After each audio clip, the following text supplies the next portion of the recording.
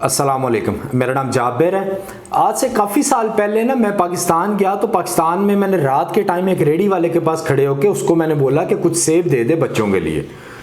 तो उसको मैंने एक ही रिक्वेस्ट की, मैंने कहा यार देखना रात का टाइम है तो कुछ बेहतर दे देना, बिल्कुल ख़राब ना देना, कुछ ख़राब हो जाए तो मसला नहीं है। खैर जब मैं वो सेब लेके 2 किलो या 3 किलो सेब थे, मैं घर पहुंचा तो बखुदा एक भी सेब अच्छा नहीं निकला। अच्छा, जब एक भी सेब अच्छा नहीं निकला तो वाकई उस दिन ना मैं गुस्से से भरा गया कि यार मैंने एतबार किया है, मैं तुझे रिक्वेस्ट कर रहा हूँ कि कुछ ख़राब निकल आए, सब ना निकालना, मेरे बच्चे हैं छोटे, उन्होंने खाना होता है तो ये मतलब ठीक नहीं है। इस तरह मैंने रिक्वेस्ट उसको की थी। तो खैर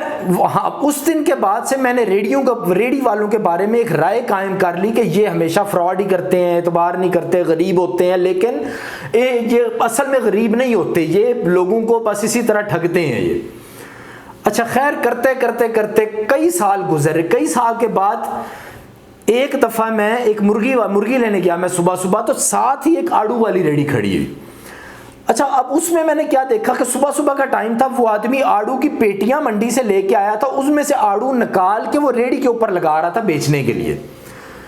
अच्छा, मेरे खड़े खड़े होने में उसने 3 पेटियां खोली और आड़ू वहां पे लगाए तो 15 दाने भी उसके ठीक नहीं निकले, सब भी दाने उसके खराब थे।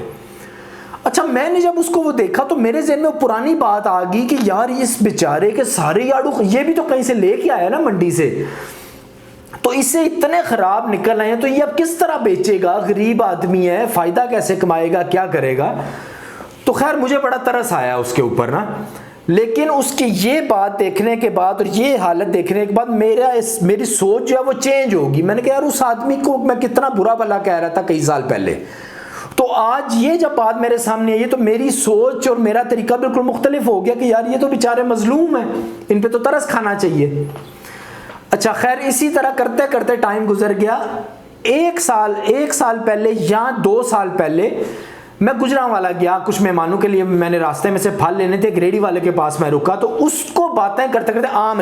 लिए मैंने उससे बातें करते करते उसको दोनों बातें सुनाई कि मैं पहले ऐसा सोचता था, एक आदमी ने मुझे गंदे सेब दिए थे तो उन रेडी वालों के बारे में ऐसा सोचता था, बाद में जब मुझे वो आड़ू वाली रेडी वाला आदमी मिला तो अब मेरी सोच मुख्तलिफ हो गई है। अच्छा, वहां भी खड़ा हुआ पास एक आदमी मुझे बोलता है कि ऐसा नहीं है,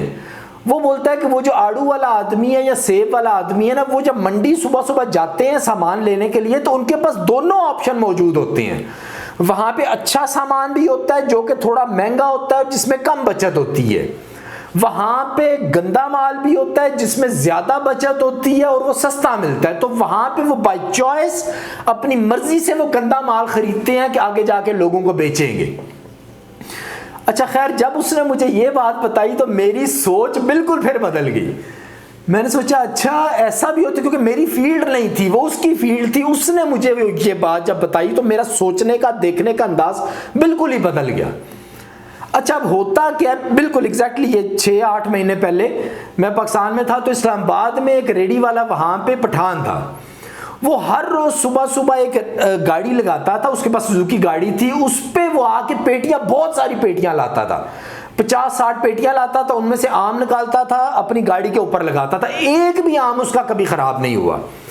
तो मैं जितना अरसा भी वहां पे इस टाइम में रहा, मैं हमेशा उसी से ही फल लेता था और किसी से नहीं था लेता। अच्छा, जब मैंने उसको थोड़ा कुरेदने की कोशिश की तो पता लगा कि वो आदमी सबसे अच्छी क्वालिटी का फल मंडी से लेके आता है और बाकी लोग अगर 50 रुपया 1 किलो के पीछे कमाते हैं तो वो 20 रुपए कमाता है, लेकिन वो जब अपना फल गाड़ी के ऊपर रखता है तो दूर से लोगों को नजर आता है कि वो फल बहुत अच्छा, और लोग एकदम 2 से 3 घंटे के अंदर अंदर उसकी पूरी जो गाड़ी है वो लोग ले जाती हैं। मैंने खुद जहां पे 2 किलो लेना होता था मैं उससे 10 किलो आम लेता था, मैं उससे 12 किलो लेता था, तो उसकी रेडी 2-3 घंटे में खत्म हो जाती थी।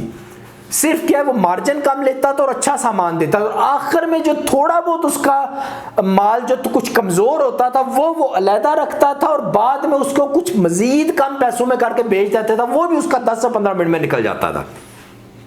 अच्छा, ये सब एक स्टोरी नहीं है, ये 7-8 साल में मैंने ये इस एक अपने तजुर्बे से मैं देखता रहा इन सब चीज़ों को, और सोचते हैं कि आदत है तो मैं सोचता रहा कि चीज़ें किस तरह ऑपरेट करती हैं। अच्छा, ये सारी बात देखने के बाद आज मैं किस नतीजे पे पहुंचा हूं कि जिंदगी में जब अब 10 साल 15 साल के थे ना, या मैं भी था, तो मैं यही सोचता था कि मैं जैसे सोचता हूं वो बिल्कुल एक्यूरेट है, सही है। मैं जिस तरीके से कपड़े पहनता हूं, सोचता हूं, हर काम करता हूं, वही सब कुछ सही है, बाकी सब दुनिया गलत सोचती है। लेकिन जब मैं 20 साल का हुआ था ना, 20 या 25 साल का, तब मैं क्या सोचता था कि या पहले जो 10-15 साल की उम्र में मैं सोचता था चीजों को, जिस तरीके से देखता था ना, वो बिल्कुल गलत और बच्चों वाला वो चीजें होती थी, जाहिलाना चीजें होती थी। अब भी जो मैं सोचता हूं, देखता हूं जिस तरह चीजों को, अब भी मैं अक्लमंद हो गया हूं और मैं ही सही हूं। इसी तरह जब मैं 30 साल की उम्र में पहुंचा, 35 साल की उम्र में पहुंचा, तब मैं क्या सोचता था कि यार वो जो पहले जो जितनी भी उम्र गुजरी है, उस टाइम मैं जैसे सोचता था, चीजों को देखता था, वो सब गलत थी, अब मैं ठीक सोचता हूं। तो इसी तरह जब बंदा 40, 50, 60 साल की उम्र में पहुंचता है, हर एज में इंसान यही सोचता है कि पहले मैं गलत था, गलत तरीके से चीजों को सोचता था, देखता था, अब मैं अक्लमंद हो गया हूं, अब मैं अच्छा सोचता हूं। लेकिन हकीकत ऐसी नहीं है। हकीकत ये होती है कि इंसान जिंदगी में जैसे जैसे सीखने की कोशिश करता रहता है, वो वैसे वैसे उसमें चेंजिंग आती रहती है। उसके सोचने के एंगल में, चीजों को देखने के एंगल में, चीजें सामने आने की वजूहात सब मुख्तलिफ हो जाती हैं। हर जगह, हर स्टेज पे बंदा बेहतरी अपने अंदर लेके आता रहता है और सीखता रहता है, नए से नई चीजें आती रहती हैं। हत्ता कि ऐसा होता है, एक टाइम आता है कि बंदे की जिंदगी खत्म हो जाती है, लेकिन सीखने का अमल खत्म नहीं होता। जिंदगी खत्म हो गई है, लेकिन जब अगर मजीद बंदे के पास जिंदगी होती, मजीद एंगल सामने आते, तो जिंदगी, चीजों को देखने और सोचने का एंगल बिल्कुल डिफरेंट हो जाना था। तो आपको सिर्फ आज बताना ये मकसूद था कि आप चीजों को अपने जिस एंगल से देख रहे होते हैं, ये ना समझे कि वही चीज सही है और सिर्फ यही एक एंगल मौजूद है। नहीं, हमेशा सीखने की कोशिश करते रहा करें, अपनी जिंदगी में चेंजिंग लाने की कोशिश करते रहा करें, अपने अंदर थोड़ा, अपने अंदर कम महसूस किया करें, यानी लो महसूस किया करें, आजिज़ी अपने अंदर रखें। कभी ये ना सोचें कि हमें सब पता लग गया और अब मजीद बेहतरी की गुंजाइश नहीं है। तो आज के लिए यही बताना मकसूद था, सिर्फ दुआ में याद रखिएगा। अल्लाह हाफिज।